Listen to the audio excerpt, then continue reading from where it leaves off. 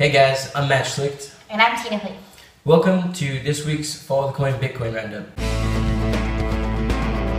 So this week, Overstock.com put an ad on TV, national. In this ad, Bitcoin was mentioned. That's huge. I mean, that's mainstream adoption. I mean, imagine if you saw Bitcoin everywhere, all the time. Like in the news.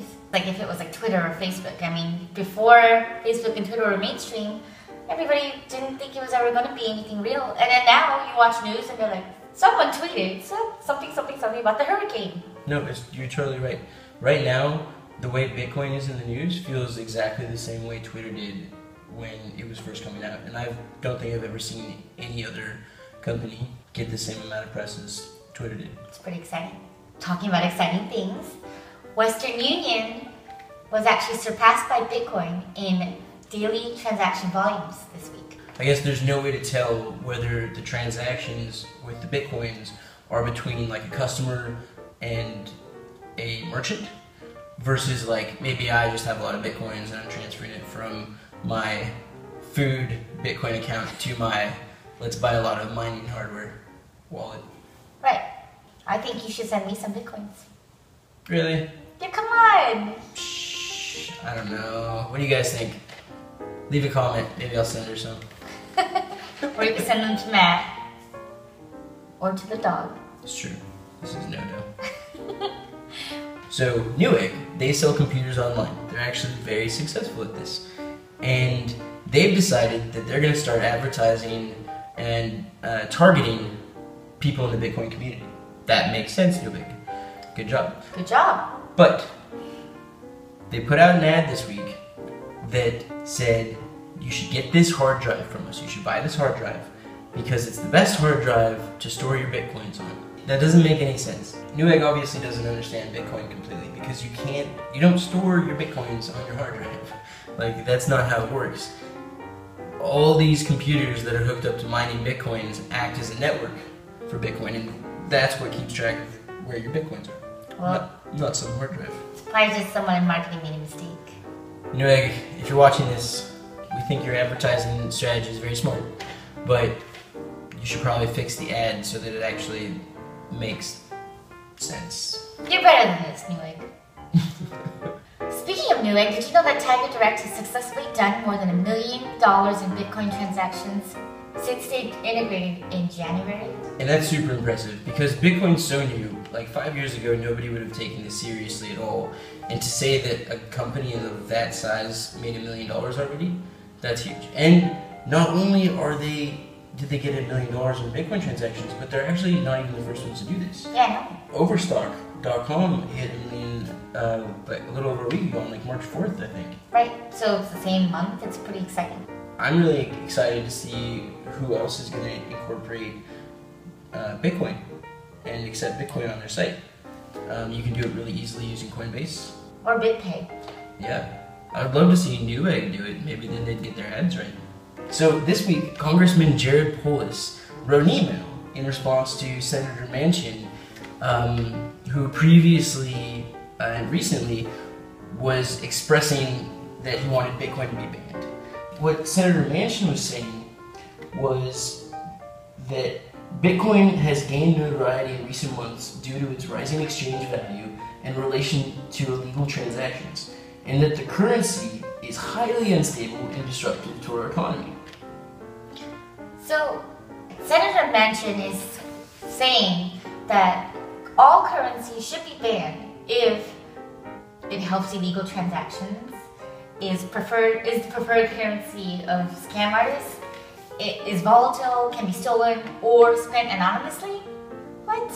Yep, that's exactly what the congressman is saying, and that's his whole point. It's like, look, if we're gonna go ban every currency that you can buy drugs with and can get stolen and people can scam you with it, like, we might as well go ban the US dollar, right? Like, all the same things can be done with that. So what is Senator Manchin even trying to say? This makes no sense. Silly. Yeah, it's absolutely silly. And I'd like to see Congress trying to ban all of those dollars.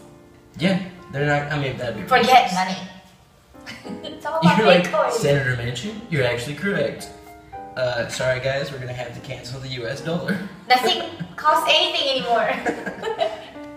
Well, I think he's gonna have to rethink his stance. But That's awesome that there's a congressman that understands enough about Bitcoins to actually write a letter, directly to the senator and say, look, like, your argument makes absolutely no sense. I'm someone that has actually done the research, and I'm not going to look like an idiot when I post this. You need to have value, and you can't always protect money from getting into scrupulous hands. No, I mean, like, for money, I have to go put it in a bank, because it's so hard to rob a bank. That's where I put all my cash. And, I had coins in Mt. Gox, and they all got stolen. So it's a big problem with Bitcoin right now, is security. Right, and talking about Mt. Gox, we all know that they had a lot of money stolen because their security software was a little bit flawed, and also perhaps their accounting practices were not as they should have been. Mt. Gox has had to halt all transactions. They actually filed for bankruptcy. In Canada, there's a lawyer that's filing suit. They're trying to figure out what exactly happened and how can we get these coins back so that we can pay these customers. And from what I understand, the U.S. is also joining in on the task force as well. Yeah, so there's been suits against Mt. Gox filed in both Chicago and Seattle. So it's not only Canada that's going after these guys. It's Canada, it's the United States, Japan's already gone after them. I wouldn't be surprised if more countries started joining that. Or states. Yeah, because Mt. Gox was a website that had a global customer base. Like, Actually, they're lawyers. I lost Bitcoins. I know. Well, I mean, sorry about that, but it wasn't a lot. It's okay. It's not my fault either. I mean, it's not okay, but it's okay. Well, no, the good news for people like you and everybody who was affected by the Mt. Gox thing is that the Canadian lawyer is actually stating that they started the lawsuits because they're like, otherwise they're just never going to release records. There's no way to go after Mt. Gox because Mt. Gox is just sitting here stating that they have no account of what happened. Right. And they don't know, how this happened, and there's all this, maybe excuse making of sorts, trying to avoid legal ramifications. And then here the lawyer's saying, no, we're going to start the proceedings, so then at least now it's forcing them to have a month to respond. And, Mt. Gox was horrible because the security they had, they lost everybody's coins. That's crazy. That's 750 Bitcoins, 750,000 Bitcoins that were stolen. My coins were stolen. I wish they weren't. I now realize, and everybody else realizes, that Mt. Gox is not a safe place for your coins, and I wish that I'd been able to put them somewhere that was safe. Well, actually, there is some place for you now. This week, there's a company named Xapo. Wait, like the shoe company, Zappos? No, it's Xapo. And they actually raised $20 million. Benchmark Capital, Fortress Investment Group, and Rivet Capital. And the great thing about them is, guess what they do? Guess? The shoe company? No. It's so confusing. Okay, what does Xapo do? Xapo has created multiple secret locations for you to store your Bitcoin in underground vaults that are manned by armed guards. So this is like Gringotts from Harry Potter, basically. Yeah. For Bitcoins. This is like Gringotts for Bitcoins. Or like the Swiss banks. Like there's dragons, guardians. So I wish that instead of Mt. Gox, my Bitcoin had been in this magic underground, heavily guarded by dragons Bitcoin safe. Because who's gonna go in there? Like if I go try to go steal your Bitcoins and rob this bank and I get past the dragon because I have a sword, it's not gonna are they gonna shoot me? It's not gonna be a dragon. Do you think they're gonna shoot me? Dragon shoot you. Are the armed guards gonna shoot me? Yes, maybe. I don't know. That's a very good question for the Xapo team. Maybe they'll answer. Maybe after they see this video, they'll answer us and be like, we haven't gone that far yet. I'm assuming if it's an armed guard, you will be shot if you are doing illegal activity, or they'll call the police. For $20 million, they have to have a dragon. Before moving on, we should talk about the fact that it does take 24 hours to get your money out of their vault. So if you wanted your money, or Bitcoins rather, you would have to actually go and apply. There's several layers of security to go through, and then they'll give you back your Bitcoin. So this isn't something I would want to use if I was day trading? No. Yeah, that would make sense. Because if you're day trading and you're actively trading your Bitcoins, you're going to want to have quick access to them. But if you're someone like the Winklevi, right, and you just bought a large amount of Bitcoins, you know, like $100,000 or like $1 million of Bitcoins, you probably want to put it in the place with the armed guards as opposed to anybody else. I mean, I would. But not only the Winklevi probably have an account here already, they've released some stats, and Xapo says they already have more than 2,000 customers. Customers that are Winklevi, maybe, hedge funds and financial companies and investors. Wow. They do have the investment fee, don't they? Yeah, so the way that Xapo works is every time you make a transaction through that account, they take 0.12%.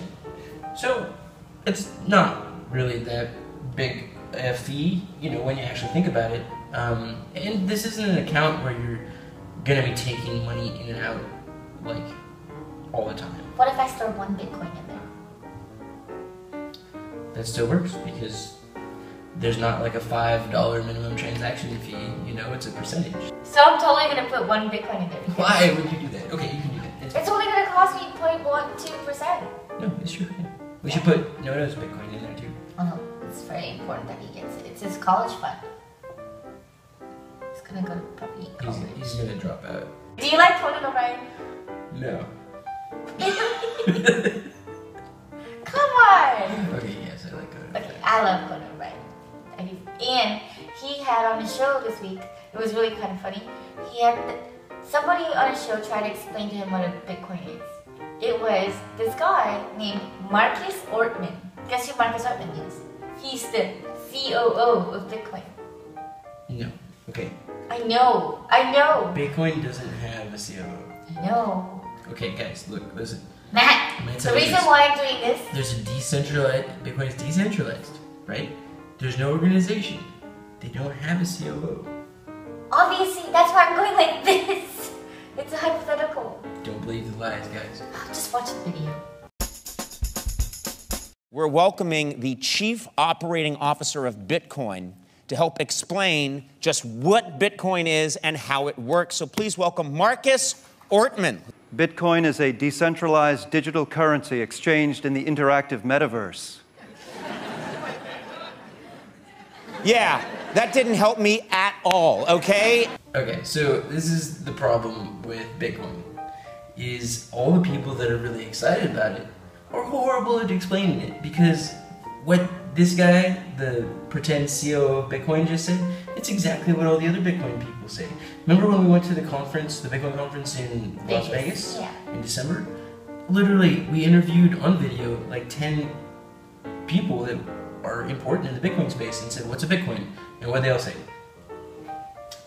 Bitcoin is a digital, decentralized cryptocurrency. Everybody said that. And it's like, okay, great, you sound really smart. And they're trying to explain it in very They're totally terms. smart, and they're not wrong. That is what it is. It's just most people don't understand what that means. Well, okay. How about you give it a shot? Conan O'Brien wants to have you explain to him what a Bitcoin is. Can you do it in layman's terms? I mean, I think, like, if you're talking about the internet and you explain it to someone, you don't explain exactly how the internet works, right? You just say, like, oh, the internet's awesome. You can go get whatever content you want on there. It's really cool. You can go talk to anybody, right? You don't have to explain all the nitty-gritty details. So but you used to have to. Right, but when it goes mainstream, you stop pitching how it works, and it's more about the value. So with Bitcoin, I don't think you need to go around explaining why it's amazing, you know, how it works. You need to just explain what the value is to like the mainstream audience, which is, I mean, there's literally very, very little transaction costs when you send money. So if I send you money on PayPal, there's a large transaction cost. If I send you money with Western Union, there's a large transaction cost. If I send you money with Bitcoin, there's almost no transaction cost, and that's amazing. Right, no, that's pretty succinct. Well, only time will tell if Conan O'Brien or someone from his team will see this video and thinks that makes more sense. He'll be like, aha, that makes sense. I don't know, I can't do a Conan impression. So that was my attempt.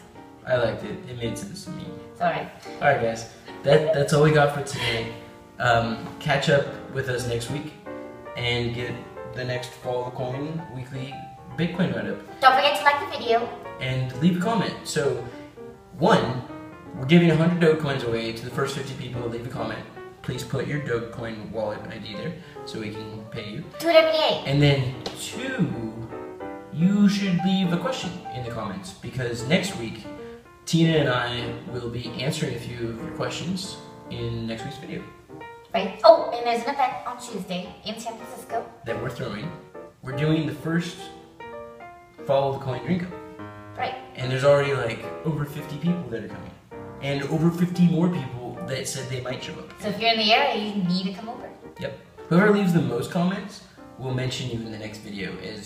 By the way, guys, we have a very crazy fan, and he left 312 comments.